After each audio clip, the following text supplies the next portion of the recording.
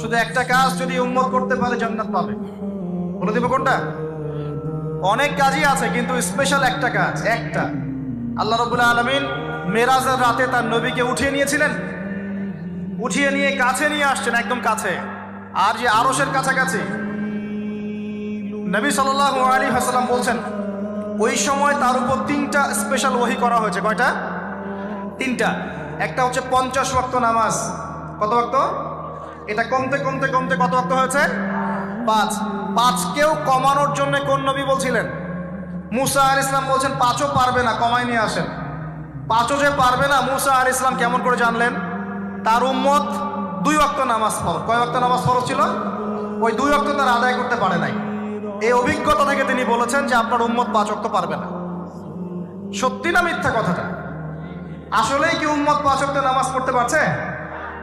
আচ্ছা, যাই হোক, আল্লাহ পাক আমাদেরকে পড়ার তৌফিক দান করুন। দ্বিতীয় ওহী হচ্ছে সূরা বাকারার শেষের 3টা আয়াত। কয় আয়াত?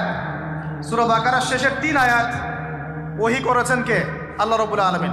কোন ব্যক্তি যদি রাতের বেলা সূরা বাকারার শেষের 3টা আয়াত পড়ে সারা রাত ইবাদত করেন, নাকি পাবে ইনশাআল্লাহ।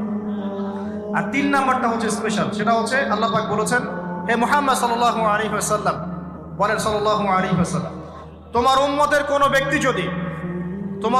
কোনো ব্যক্তি যদি আসমান জমিনের সমান গুনাহ নিয়ে আমার সামনে দাঁড়ায়, আসমান জমিন সমান গুনাহ নিয়ে আমার সামনে দাঁড়ায়, কিন্তু আমার সাথে শিরকের পাপ নাই, আমার সাথে কোনো শিরকের পাপ করে নাই, ইনশাআল্লাহ আমি আল্লাহ তার সামনে আসমান জমিন সমান ক্ষমা নিয়ে হাজির হব ইনশাআল্লাহ। তার মানে আমরা যদি ইনশাআল্লাহ তাআলা শিরকের পাপ থেকে দূরে থাকতে পারি, ইনশাআল্লাহ আশা করা যায় আমরা আল্লাহর সন্তুষ্টি পাবো ইনশাআল্লাহ।